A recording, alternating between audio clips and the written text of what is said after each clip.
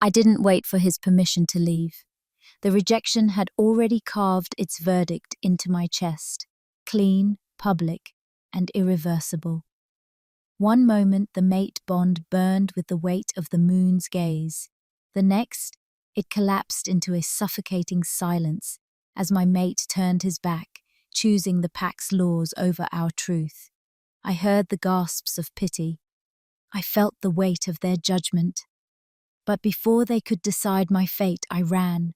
I tore across the frost-hardened ground, the forest swallowing my scent as I crossed the boundary stones into the one place even the bravest wolves fear to tread. Behind me, the howls rose, arrogant and certain that I would return crawling for mercy. They were wrong. I didn't run into a trap. I ran into a presence that made the entire world go still. Arms caught me before I hit the ground. Strong, unyielding, and forbidden. I looked up into eyes that answered to no counsel and feared no law. The forbidden alpha didn't ask who I belonged to or why I had been discarded. He looked at the scar on my chest and said the words that rewrote my entire reality. You didn't escape a rejection. You escaped a lie. If you've ever been told you're nothing without the one who broke you, stay with me, because the mate who turned his back is about to find out that some wolves aren't meant to be tamed, and the forbidden alpha doesn't just protect what's his. He burns down everything that tried to destroy it. If this moment resonates, leave a comment and subscribe to follow what happens when forbidden paths are chosen. Among the southern packs, rejection was meant to be final. A single word spoken beneath the moon was supposed to sever bonds cleanly, restoring order and sparing the pack prolonged instability. Rejected wolves were expected to grieve quietly, accept their diminished place, and be grateful they were allowed to remain. She had done none of those things. Her rejection had been efficient, public, unquestioned, justified by tradition and pressure that had nothing to do with her worth. Her mate had spoken the words with practiced calm, convinced he was protecting the pack by sacrificing the bond they both felt.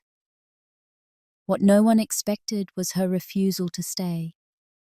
Escaping the territory was considered reckless, dangerous, a mark of instability that justified exile or worse. Wolves who ran were hunted, not out of cruelty, but to preserve the illusion of control. She knew the risks. She ran anyway, because the silence left behind by the collapsed bond was not peace. It was compression, a coiled pressure beneath her skin that felt less like loss and more like something waiting, something the moon had not finished with. The forbidden alpha felt it the instant she crossed into his domain. He ruled a stretch of land no pack claimed openly, a territory written off as cursed, ungovernable, and better left alone. Council spoke of him in warnings, elders in half-truths. They said he bent wolves to his will and answered to no one. They were wrong. He bent only to restraint, and he answered only to choice. When she fell into his arms, bloodied and breathless, the bond within her did not recoil. It steadied, not claiming him, not replacing what was lost, but recognizing a gravity she had never been allowed to stand near before. She had escaped her mate's rejection. What she had entered was far more dangerous. Because the forbidden alpha did not offer refuge, he offered truth, and the world would not forgive her for choosing it. The forest did not feel hostile. That was what unsettled her most. Branches did not claw at her skin. Roots did not trip her steps. Even the wind seemed to ease as she pushed deeper into unfamiliar territory, lungs burning, legs trembling with the aftermath of flight. The farther she ran from her pack's boundary stones, the quieter the world became, until the echo of howls behind her faded into nothing. She slowed at last, hands braced against a moss-covered trunk, breath tearing in and out of her chest. The mate bond lay dormant inside her, not shattered, not aching, but compressed, like something folded too tightly to be comfortable. Her wolf paced beneath her ribs, alert, unwounded, waiting. She straightened slowly, instincts prickling as the forest shifted around her. Not a threat, an awareness, the kind that made the hair along her arms rise and her spine stiffen. "You can come out," she said, surprised by how steady her voice sounded. Silence answered. Then, movement. A figure stepped from the shadowed undergrowth with deliberate calm, not bothering to conceal himself. He was tall, broad-shouldered, dark-haired, his presence settling into the space between them like a weight the land itself recognized. The Forbidden Alpha. She knew him instantly. Every pack did, not by name, but by reputation, by the warnings whispered to daughters and the half-spoken fears shared among elders. He ruled land no council claimed. Territory wolves were taught to avoid, lest they invite consequences they could not control. He studied her without speaking, gaze sharp but unreadable. "You crossed fast," he said at last. She swallowed. "I didn't stop." "No," he agreed. "You didn't." She took in his scent then, cold stone, night rain, something old and restrained beneath it all. Her instincts bristled, not in fear, but in wary acknowledgement. "If you're here to send me back," she said, "don't bother." A flicker of interest crossed his face. "Why would I do that?" "Because they will come," she replied, "and you don't need that trouble." His gaze sharpened. "You assume I avoid trouble."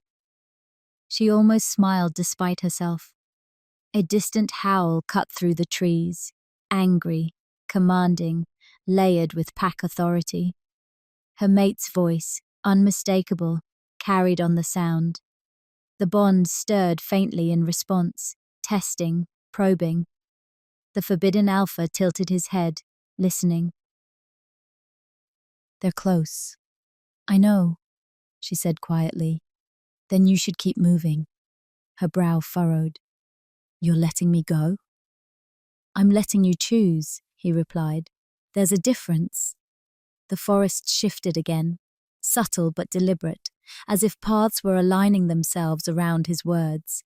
She felt it in her bones, the way the land responded to him not with submission, but with alignment.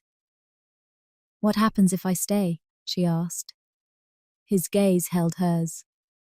"Then you stop running." The howls grew louder. Her heart hammered, fear and defiance tangling in her chest.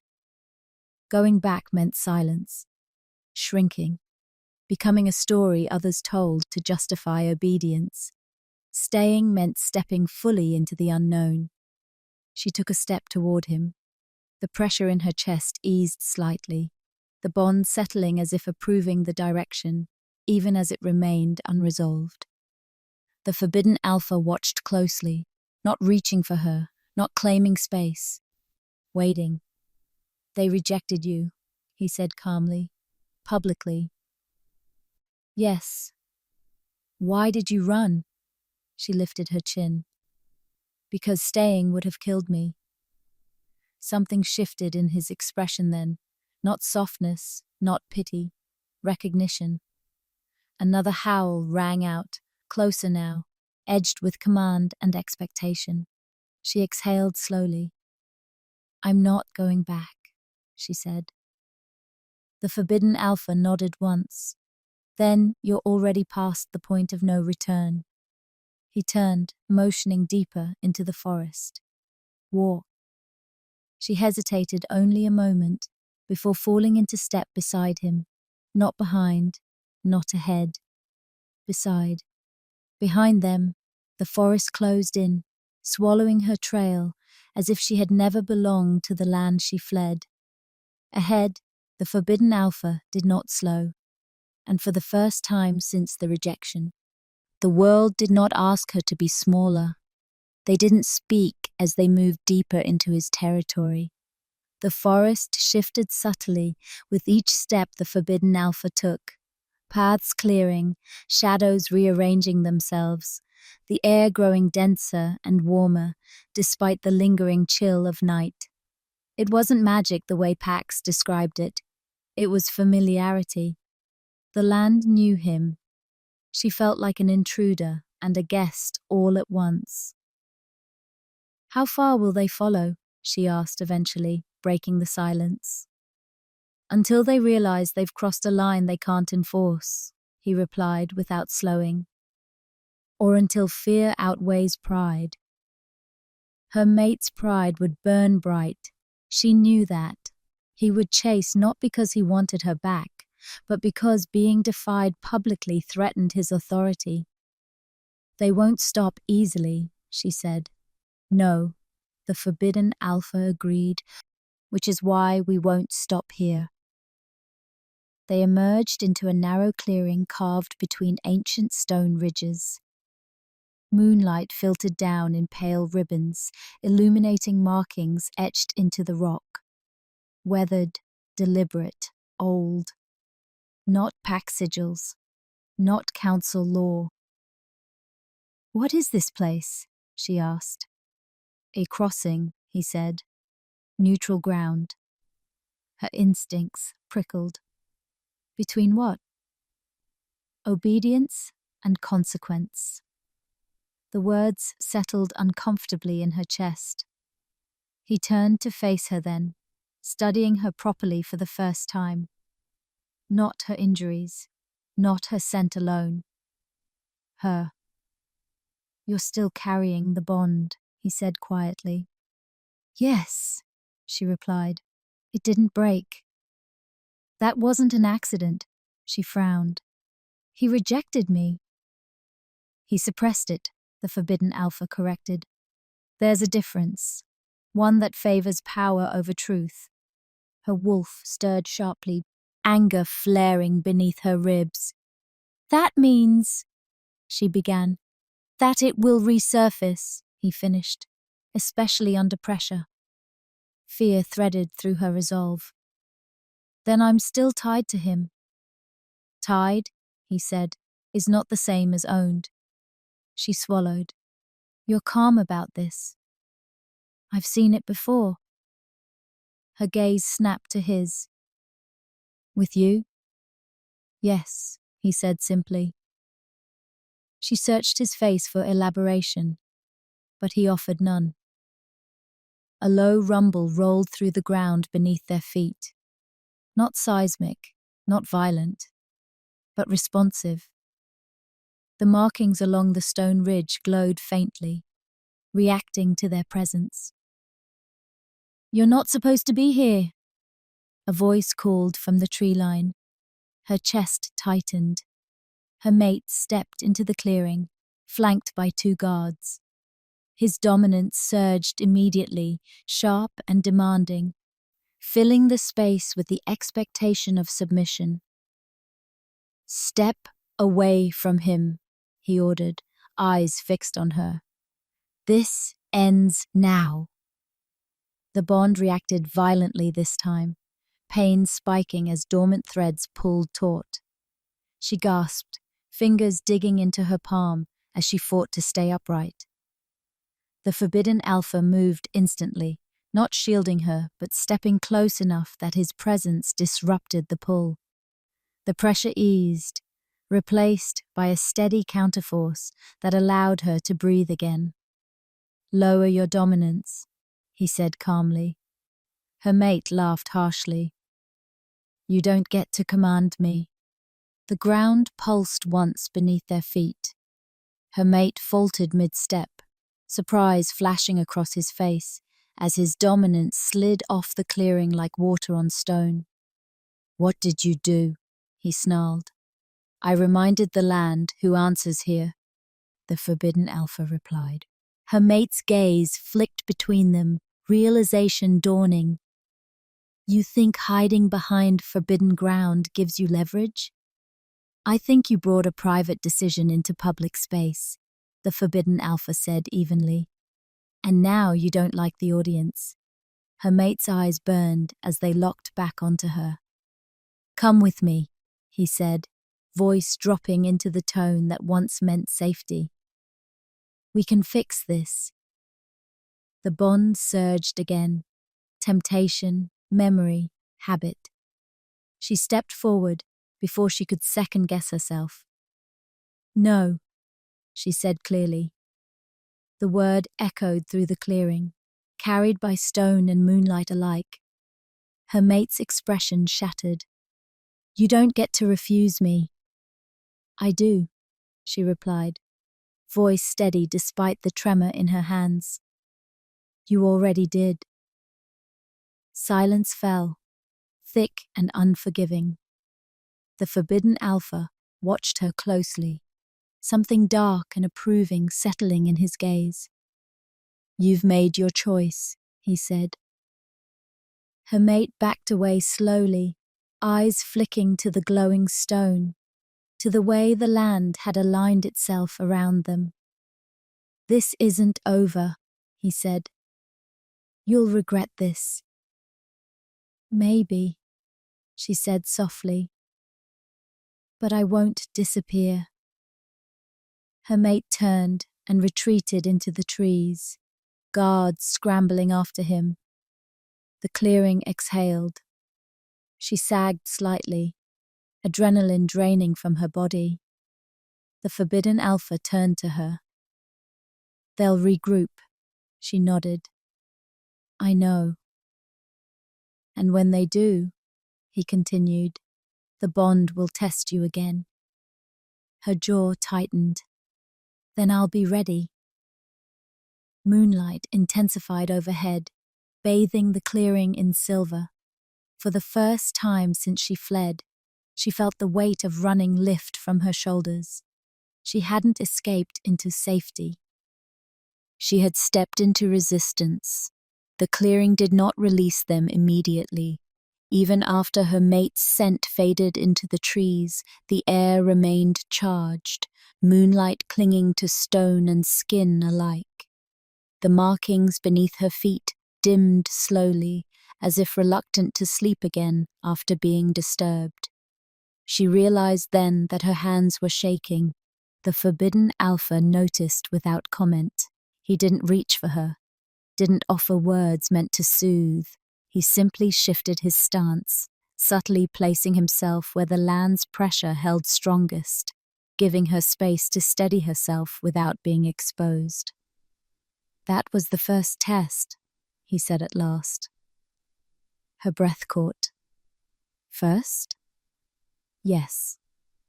She let out a slow breath, forcing her fingers to unclench. "You said the bond would resurface under pressure." "It already has," he replied. "You felt it pull. You also felt it fail." She frowned. "Fail how?" "It tried to assert ownership," he said calmly, "and met resistance." Her wolf stirred, lifting its head with wary curiosity. "That doesn't just happen," she said. "No," he agreed. "It happens when the bond was never meant to end where it began." They left the clearing soon after, moving along a narrow path carved between stone outcroppings. The forest here felt older, less managed, less shaped by pack patrols and boundary markers. No scent lines, no warnings etched into bark, just land that existed without permission. She slowed slightly, listening to the quiet. Why does this place answer to you? It doesn't, he said. It tolerates me. She glanced at him. That doesn't sound comforting. It's honest. They reached a rise overlooking a deep ravine. Moonlight spilled into the chasm below, illuminating a river that cut through stone like a scar that refused to close. This is as far as most packs come, he said. Beyond this, authority fractures. Her chest tightened. And if they cross anyway? Then they accept consequences they can't appeal. She studied the ravine, the rawness of it resonating with something in her own chest. You live here? I exist here, he corrected. There's a difference. She hesitated. And me? He stopped then, turning to face her fully. The moon caught his eyes, revealing something older than dominance, intent honed by long refusal. That depends on what you're willing to confront, he said. Her pulse quickened. Meaning? The bond isn't dormant because it's weak, he continued. It's dormant because it's being contested. Her stomach dropped. By who? By you, he said. The words struck harder than any accusation. I didn't choose this, she said quietly. No, he replied, but you are choosing now. Her wolf surged forward briefly, not in anger, but recognition, something aligning instead of tearing. You were raised to believe rejection defines worth, he continued. That obedience ensures survival. The bond fed on that. She swallowed. And now? Now the bond is being forced to answer a question it's never faced before. She lifted her gaze. Which is? Whether it exists to bind or to reveal. The ravine below hummed faintly, as if the land itself listened. She pressed a hand to her chest, feeling the bond stir, not pulling, not aching, but testing. It no longer felt like a chain. It felt like a threshold. If I fail, she said, voice barely above a whisper. What happens? He did not soften the truth. Then the bond will take back control, and the cost will be higher next time. Fear threaded through her resolve, but it did not unravel it. And if I don't? She asked. A pause. Then you stop running from fate, he said, and start standing where it can't reach you. They stood in silence, moonlight washing over stone and skin alike. She thought of the circle she'd been rejected in, the eyes that had looked through her, the life that had demanded she shrink to be allowed to remain. She straightened slowly. I won't disappear, she said. Not again. Something shifted. Not explosive, not dramatic. The land answered with a subtle alignment, pressure easing around her spine, breath settling into something deeper and steadier. Her wolf stepped fully beside her at last, not wounded, not submissive. Whole. The forbidden alpha watched, expression unreadable, but his stance shifted slightly, as if acknowledging a line had been crossed. Then we move forward, he said. Where? She asked. To the place the packs fear most, he replied. Not because it's forbidden, but because it forces truth. The river below surged, moonlight fracturing across its surface. She nodded once. Behind her, the past had lost its grip. Ahead the bond waited, not to claim her, but to be redefined. They reached the boundary at twilight, not a line marked by stone or scent, but a place where the world subtly changed. The air grew denser, humming with restrained power, as if the land itself was holding its breath. Trees thinned, roots twisting into shapes that felt deliberate rather than wild. Moonlight pooled unnaturally on the ground ahead, refusing to scatter. She slowed, instincts flaring. "This is it," she said. "Yes," the Forbidden Alpha replied. "Beyond this, the packs don't patrol, not because they can't, but because they won't." "What's here?" she asked. He didn't answer immediately. Instead, he stepped forward, boots pressing into soil that seemed to yield and resist all at once. The ground responded to his presence with a low vibration, not hostile, not welcoming, aware. "Truth," he said finally, unfiltered. They crossed together. The shift was immediate. Pressure settled around her ribs, not crushing, but insistent, testing the shape of her breath, the steadiness of her spine. The bond reacted sharply, flaring hot and sudden, then recoiling as if startled by its own intensity. She gasped, dropping to one knee, as sensation surged through her chest. The Forbidden Alpha was beside her in an instant, not touching, not restraining, anchoring the space with his presence alone. "Breathe," he said calmly. "Don't fight it." Her wolf surged forward, teeth bared, not at him, but at the pressure pressing inward. She forced herself to inhale slowly, grounding herself in the cool earth beneath her palm. "What is this place doing to me?" she asked through clenched teeth. "Stripping away interference," he replied.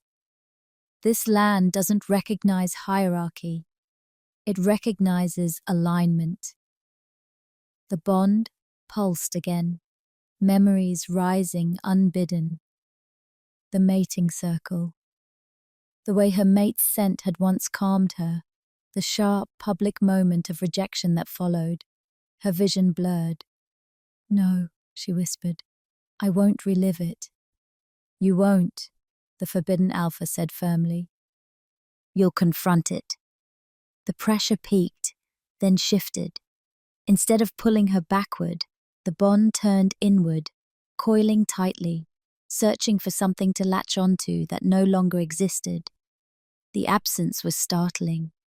Pain flared briefly, then dissipated, replaced by a hollow space that felt negotiable. She staggered upright, breath coming fast. "It's different." "Yes," he said. "Because you are."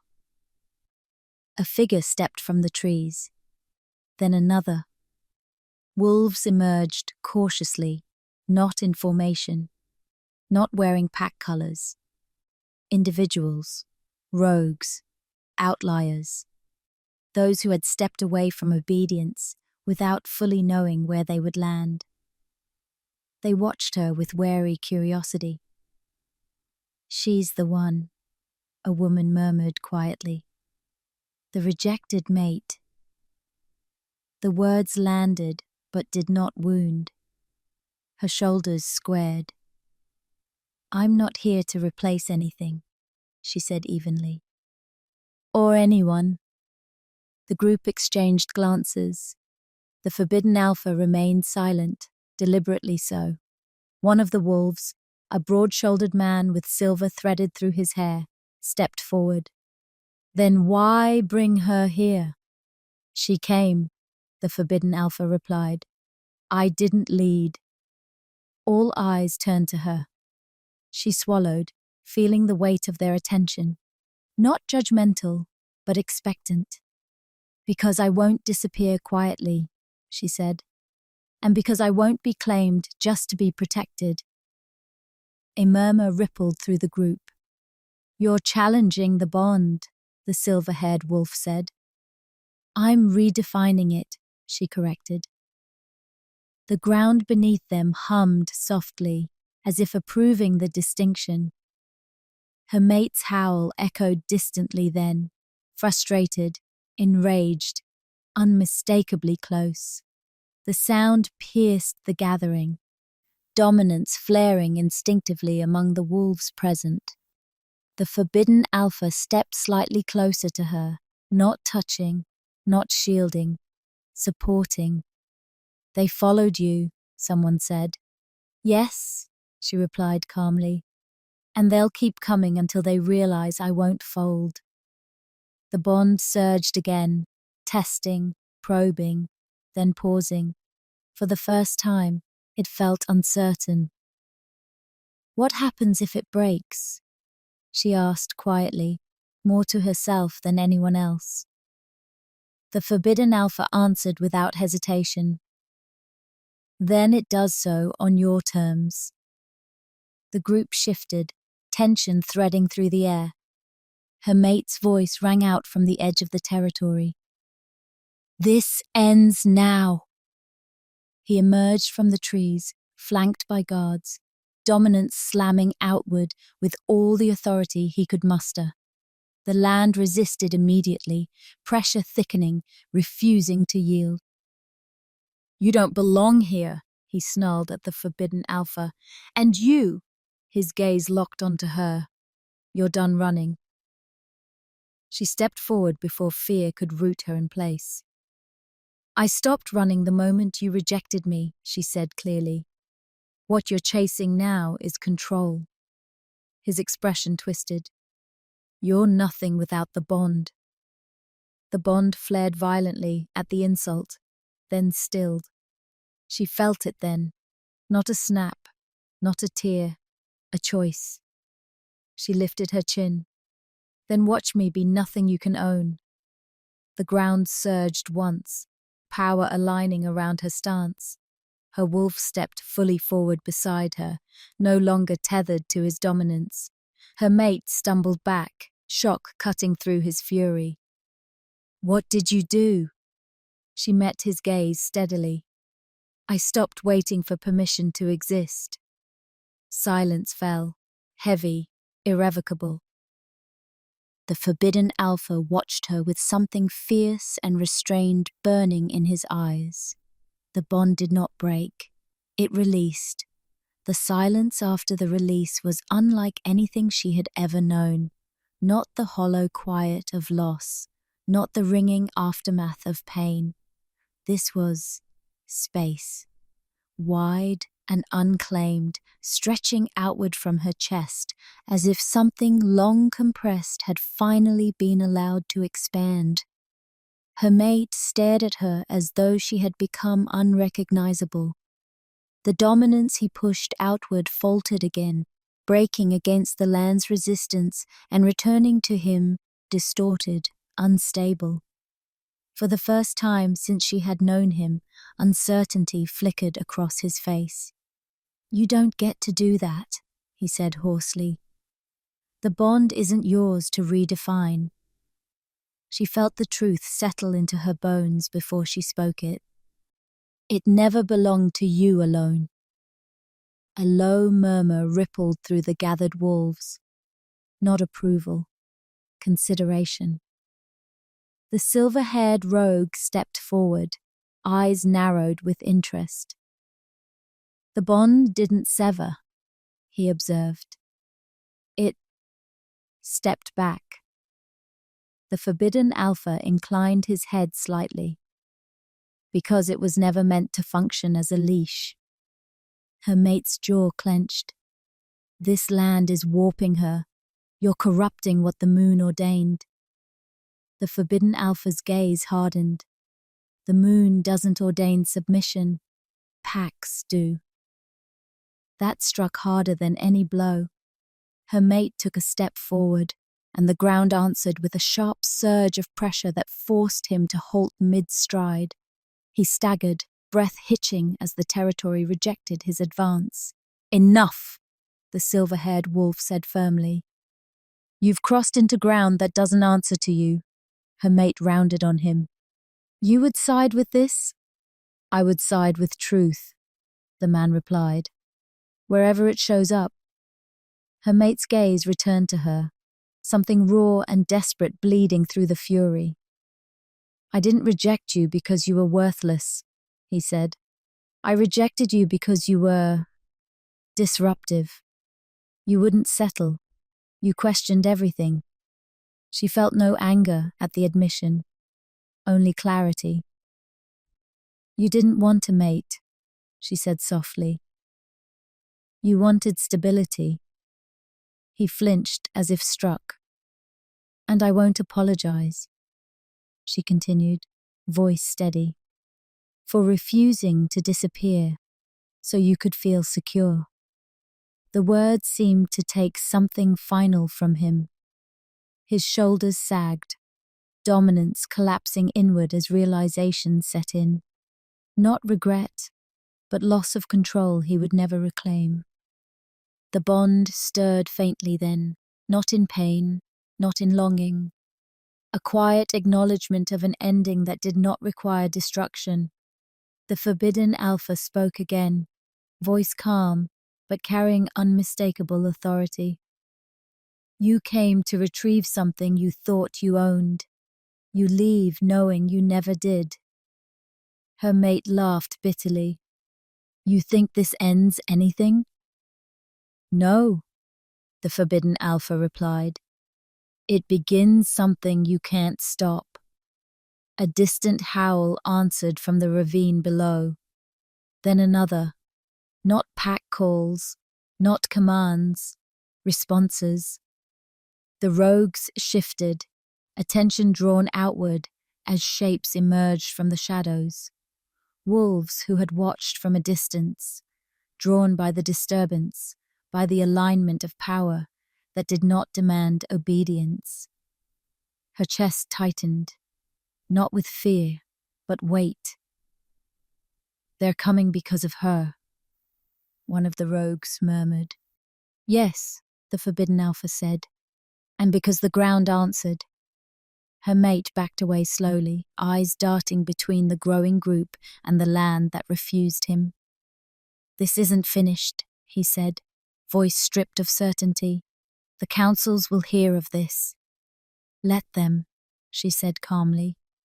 He searched her face one last time, perhaps for hesitation, perhaps for the woman he once believed he could command. He found neither. Without another word, he turned and retreated into the trees, guards scrambling to follow. His scent lingered briefly, then faded, swallowed by territory that no longer recognized his claim.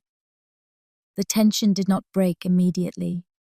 The gathered wolves remained still, waiting. She felt the weight of it press against her spine, not dominance, not expectation, possibility. I'm not here to lead you, she said before anyone could speak. I'm not replacing one structure with another. The silver-haired wolf studied her carefully. Then why stand? She met his gaze without flinching. Because if I don't, someone else will decide what this becomes. The land hummed softly beneath her feet, as if acknowledging the truth. The forbidden alpha watched her with quiet intensity, saying nothing, offering nothing that would tilt her balance away from choice. A woman stepped forward, a young rogue with scars along her jaw and defiance in her eyes. If we stay, she said slowly, what happens? She considered the question, listening inward instead of outward. Then we tell the truth, she said, and we let it cost what it costs. Silence stretched. Then, one by one, the wolves inclined their heads, not bowing, not submitting, recognizing. The forbidden alpha moved at last, stepping beside her, not claiming the space, not eclipsing her presence. Whatever forms here, he said quietly, won't be safe. She nodded. Neither was staying silent.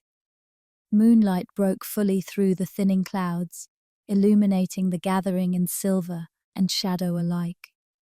The bond within her settled, not gone, not binding, but resolved.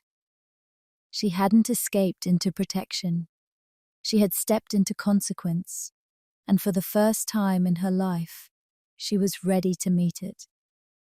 Night deepened around them, the moon climbing higher as the land settled into its new alignment. The gathering did not disperse. No one stepped closer either. They stood in a loose circle, rogues, outliers, wolves who had learned the cost of obedience and chosen uncertainty instead. No hierarchy asserted itself. No dominance tested the air. It was unsettling in a way that felt deliberate. She felt it press against her awareness.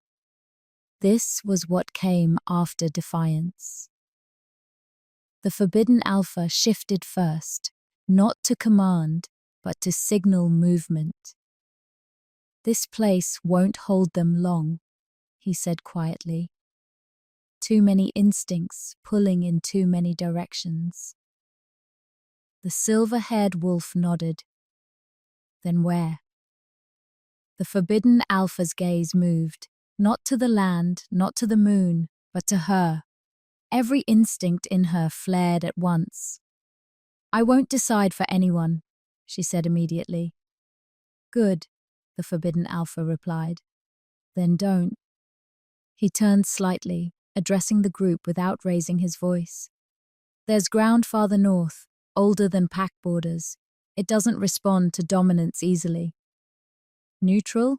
someone asked. "No," he said. "Honest."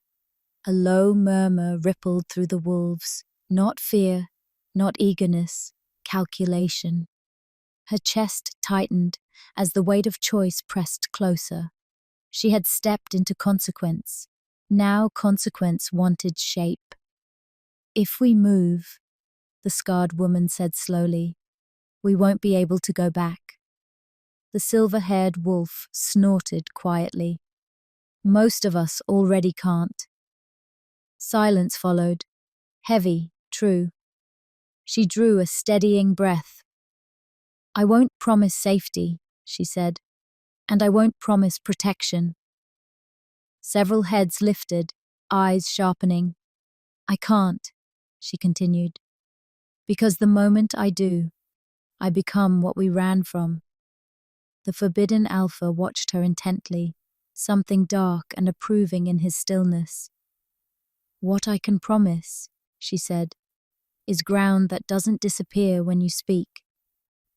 And truth that won't be punished just because it's inconvenient." The land hummed softly beneath her words, not amplifying, not enforcing, witnessing. The silver-haired wolf studied her for a long moment, then inclined his head. "That's enough." One by one the others echoed the motion, not kneeling, not submitting, acknowledging. The choice was made. They moved before dawn. The journey north was slow, deliberate, marked by silence rather than urgency. No one chased them, no howls followed. Whether the packs hesitated out of fear or confusion hardly mattered. What mattered was the way the bond inside her remained steady, not tugging, not aching, present. She walked beside the forbidden alpha through narrow passes and ancient stone corridors where the land felt raw and unclaimed. He did not guide her steps. He did not correct her pace. At one point, as they crossed a frozen stream, she faltered. His hand caught her wrist instinctively. The contact sent a sharp awareness through her, not of possession, not of pull, but recognition so clean it startled her breath from her lungs. Her wolf surged, not in submission, not in challenge, alignment. He released her immediately. Their gazes met, something unspoken settling between them. "Careful," he said quietly. "I'm fine," she replied, steadying herself. He studied her for a beat longer, then nodded. I know. They reached the northern ground just as dawn broke. The place was stark, wide stone terraces etched by time, open sky above, the land stripped of ornament and excuse. No walls, no markers, no throne to stand behind. This is it, the forbidden alpha said. The wolves spread out instinctively, testing the space, feeling how it responded, or didn't. She stepped forward slowly. The ground did not surge, did not resist, did not bend. It held. A quiet breath left her chest. This place won't protect us, she said. No, the forbidden alpha replied. It will reveal us. She turned to face him fully then, the weight of everything they'd crossed settling into clarity. You never tried to claim me, she said. No, he agreed. You never promised me anything. Because promises bind, he replied. And you were already breaking free. Her pulse steadied. And now? She asked. He met her gaze, moonlight fading as sunrise painted the stone in gold. Now you choose whether this becomes a refuge or a beginning. The wolves watched from a distance, waiting, not for instruction, but for honesty. She drew a slow breath. I won't rule, she said. Good, he replied. I won't hide. Better. And I won't disappear again. Something like approval flickered in his eyes. Not possession, not claim. Recognition. The land remained still, waiting. Morning broke clean and cold across the northern ground. The sun climbed without drama, spilling pale gold over stone that had never learned to kneel. Frost steamed away in thin ribbons, revealing terraces shaped not by rulers, but by time itself. No banners snapped in the wind. No scent markers claimed authority. The wolves stood scattered across the open space, quiet and alert, as if afraid to disturb something fragile. She felt it too. This was not triumph. It was responsibility. She stepped forward alone, not to the highest point, not to the center, just far enough that her voice would carry without forcing it to. The land did not amplify her. It did not resist her either. It listened. I didn't bring you here, she said clearly. You followed. No one argued. I won't tell you what to become, she continued, and I won't promise safety in exchange for obedience. A ripple of tension moved through the group, not rejection, but recognition. They had heard promises like that before. They knew the cost hidden inside them. What I will offer, she said, is ground that doesn't shift when you speak, bonds that don't require you to disappear to survive, and the truth, even when it's uncomfortable. The mark at her wrist pulsed faintly, not glowing, not demanding, witnessing. The silver-haired wolf stepped forward slowly. And if the packs come, they will, she replied calmly. Eventually. And when they do? She met his gaze without flinching. They'll have to decide whether control matters more than consequence. Silence stretched, then eased. One by one, the wolves inclined their heads, not kneeling, not submitting, choosing. Behind her, she felt the forbidden alpha's presence, steady, contained, deliberately beside her instead of behind or ahead. He did not speak. He did not need to. The bond stirred then, not sharply, not painfully, just enough to remind her it still existed. Not as a chain, not as a wound, as a truth she had survived. She turned to him finally. You never tried to pull me into your shadow. His gaze held hers, unwavering. Because you were never meant to stand there.